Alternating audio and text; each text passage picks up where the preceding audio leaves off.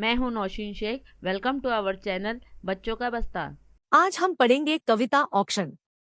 कवियत्री इंदिरा संत ने ऑक्शन कविता में सीमा पर यानी बॉर्डर पर युद्ध करने को तैयार एक जवान की आरती करते समय उनके मन में आने वाले अलग अलग भावों का यानी एहसासों का जिक्र किया है। नाही मुठीमध्ये द्रव्य, नाही शिरेमध्ये रक्त, काय करावे कळेना, नाही कष्टाचे सामर्थ्य। देश की रक्षा के लिए हमारे जवान सीमा पर 24 घंटे दुश्मन से लड़ रहे हैं। वो हमारी भारत माता की रक्षा कर रहे हैं, तभी तो हम सब खुशी खुशी रहते हैं, त्योहार मनाते हैं, उन पर हमें हमेशा गर्व रहता है। इसी तरह कवयित्री इंदिरा संत भी सैनिकों से बहुत प्यार करती है। उनके मन में सैनिकों के प्रति गर्मजोशी, प्यार और सम्मान है। आरती करते समय कवयित्री के मन में तरह तरह के भाव यानी एहसास उत्पन्न होते हैं। वह कहती है, मैं आरती कर रही हूँ, पर मेरे पास न संपत्ति है, न धन है, न मैं धनवान हूँ। मेरे शरीर की रगों यानी नसों में लड़ने का खून तक नहीं है, इसलिए कवयित्री को समझ नहीं आ रहा है कि मैं इनकी आरती कैसे करूं। जीव ओवाळावा तरी, जीव किती हा लहान, तुझ्या शौर्यगाथे पुढे, त्याची केवढीशी शान। कवयित्री के मन में युवक के लिए बहुत सम्मान, प्रेम और स्नेह है। उनकी प्रशंसा यानी तारीफ करते हुए कवयित्री कहती है, इन जवानों का काम इतना महान है कि भले ही मैं मेरी जान निछावर करूंगी तो भी इन जवानों की वीरता यानी बहादुरी की कहानी के आगे, उनकी वीरता के आगे, उनके साहस के आगे, उनकी उपलब्धियों यानी कारनामों के आगे ये बहुत छोटी सी बात है। उनकी वीरता के मुकाबले में उसका जीवन बहुत छोटा है। उस जवान की वीरता इतनी महान है कि उस वीरता के आगे हमारे साधारण जीवन की क्या महिमा होगी यानी क्या शान होगी, वैल्यू होगी। इस तरह कवयित्री को लगता है। वर घोंघावे बंबारा, पुढे कल्लोळ धुराचे, धडाडत्या तोफातून, तुझे पाऊल जिद्दीचे। सैनिक सीमा पर दुश्मन से लड़ रहे होते हैं। उस वक्त की सिचुएशन बहुत दिल दहलाने वाली होती है।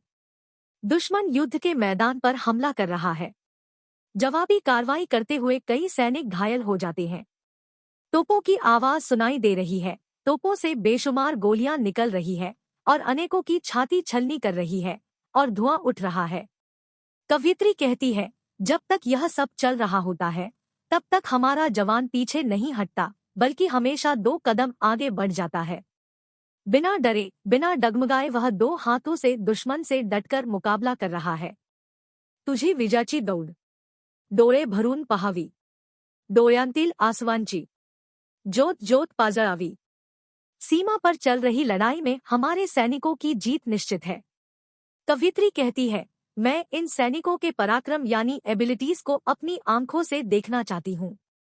साथ ही अपने सैनिकों से भारतीयों की अपेक्षाओं यानी एक्सपेक्टेशन को व्यक्त करते हुए कहती है, आपको हर युद्ध में शत्रु को हराकर जीतना चाहिए।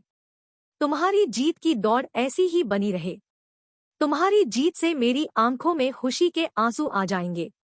जैसे दीपक की लौ हमेशा चमकती रहती है, वैसे ही मेरी आंखों में खुशी की चमक की लौ हमेशा जलती रहनी चाहिए। अशा असंख्य ज्योतींची तुझ्या मागून राखण, दीनदुबळ्यांचे असे तुला एकच औक्षण।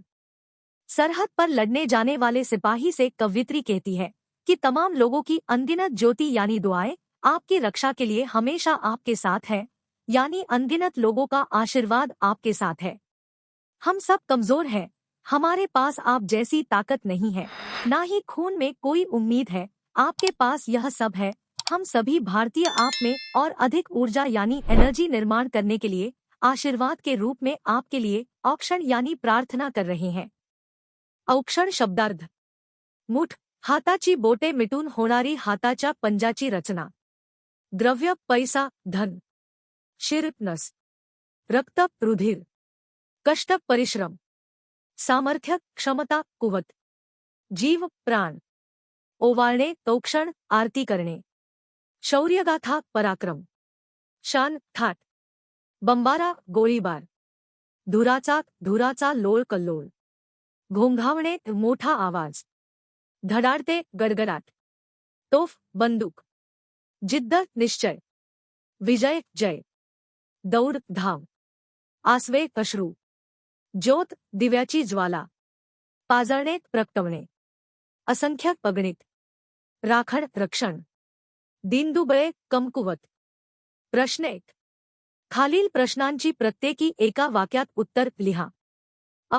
कष्टाचे सामर्थ्य अपुरे केव्हा वाटते? उत्तर. जेव्हा मुठीमध्ये द्रव्य नसते तसेच जेव्हा शिरेमध्ये रक्त नसते तेव्हा कष्टाचे सामर्थ्य अपुरे वाटते। आ. सैनिकाचे पाऊल जिद्दीचे का वाटते? उत्तर. धडाडत्या तोफांतून, धुरांच्या कल्लोळातून, घोंघावणाऱ्या बंबायाचा सामना करून सैनिक पुढे जातो म्हणून त्याचे पाऊल जिद्दीचे वाटते। इ. डोळे भरून पहावे असे दृश्य कोणते? उत्तर. जवानाची विजाची दौड हे डोळे भरून पहावे असे दृश्य आहे। प्रश्न 2. योग्य पर्याय निवडा। अ. सैनिकाचे औक्षण केले जाते। करेक्ट आन्सर आहे डोळ्यांतील आसवांच्या ज्योतींनी। आ. कवितेतील दीनदुबळे म्हणजे? करेक्ट उत्तर. सैनिकांच्या कार्याचा अभिमान बाळगणारे देशवासीय। प्रश्न 3. काव्यसौंदर्य। अ. खालील ओळींचे रसग्रहण करा। अशा असंख्य ज्योतींची तुझ्यामागून राखण, दीनदुबळ्यांचे असे तुला एकच औक्षण। उत्तर. औक्षण या कवितेत दीनदुबळे याचा मार्मिक अर्थ कवयित्री इंदिरा संत यांनी सांगितला आहे। आम्हा भारतीयांचे आपल्या भारत देशावर अत्यंत प्रेम आहे। आमच्यापैकी काही जण असेही आहेत की ज्यांच्याकडे पैसा, संपत्ती कदाचित नसेलही, तसेच त्यांच्या शिरेमध्ये ससणारे रक्तही नसेल, पण तरीही सीमेवर लढाईसाठी जाणाऱ्या जवानांबद्दल त्यांच्या प्रत्येकाच्या मनात अभिमान आहे। लढाईसाठी जाणाऱ्या सैनिकांचे आपल्या डोळ्यांतील ज्योतींनी ते औक्षण करत आहेत। आम्ही सारे दीनदुबळे भारतीय लोक तुझे असे औक्षण करत आहोत। येथे दीनदुबळे म्हणजे कमजोर किंवा पैसे नसलेले गरीब असा अर्थ नसून दीनदुबळे म्हणजे ज्यांच्यामध्ये सैनिकांसारखे सामर्थ्य नाही, रक्तामध्ये उमेद नाही पण सैनिकांच्या कार्याचा अभिमान आहे असा अर्थ कवयित्रीला अभिप्रेत आहे। आ. सैनिक सीमेवर तैनात असतो म्हणून आपण सुरक्षित राहतो या विधानातील भाव स्पष्ट करा। उत्तर. देशाच्या सीमेचे रक्षण करणारा सैनिक नेहमीच देशासाठी भूषणास्पद असतो। त्याच्या देशरक्षणाच्या कर्तव्यामुळे देशातील नागरिक सुखाची झोप घेऊ शकतात। अन्यथा परकीय आक्रमण, लढाई या संकटांमुळे आपली सुरक्षितता धोक्यात आली असती। ऊन, पाऊस, थंडी याला सामोरे जाऊन देशरक्षण हेच त्यांचे ध्येय असते। जीवावर उदार होऊन ते सीमेवर डगमगता उभे असतात। त्यांचे कुटुंब, मुलेबाळे यांना ते महिनोन्महिने भेटत नाहीत। देशरक्षणाच्या कर्तव्यासाठी आप्तस्वकीयांनाही त्यांना भेटता येत नाही। खाजगी आयुष्याचा, सुखांचा संपूर्ण त्याग करून केवळ सीमेवर हे जवान देशरक्षणासाठी सज्ज असतात। इ. कवितेच्या संदर्भात दीनदुबळे याचा कवयित्रीला अभिप्रेत असलेला अर्थ स्पष्ट करा। उत्तर. औक्षण या कवितेत दीनदुबळे याचा मार्मिक अर्थ कवयित्री इंदिरा संत यांनी सांगितला आहे। आम्हा भारतीयांचे आपल्या भारत देशावर अत्यंत प्रेम आहे। आमच्यापैकी काही जण असेही आहेत की ज्यांच्याकडे पैसा, संपत्ती कदाचित नसेलही, तसेच त्यांच्या शिरेमध्ये ससणारे रक्तही नसेल, पण तरीही सीमेवर लढाईसाठी जाणाऱ्या जवानांबद्दल त्यांच्या प्रत्येकाच्या मनात अभिमान आहे। लढाईसाठी जाणाऱ्या सैनिकांचे आपल्या डोळ्यांतील ज्योतींनी ते औक्षण करत आहेत। आम्ही सारे दीनदुबळे भारतीय लोक तुझे असे औक्षण करत आहोत। येथे दीनदुबळे म्हणजे कमजोर किंवा पैसे नसलेले गरीब असा अर्थ नसून दीनदुबळे म्हणजे ज्यांच्यामध्ये सैनिकांसारखे सामर्थ्य नाही, रक्तामध्ये उमेद नाही पण सैनिकांच्या कार्याचा अभिमान आहे असा अर्थ कवयित्रीला अभिप्रेत आहे। इ. देशसेवा हीच ईश्वरसेवा असे समजून कार्य करणाऱ्या सैनिकांसाठी तुम्हाला काय करावेसे वाटते ते लिहा। उत्तर. देश हाच देव समजून सैनिक देशाची सेवा करीत असतात।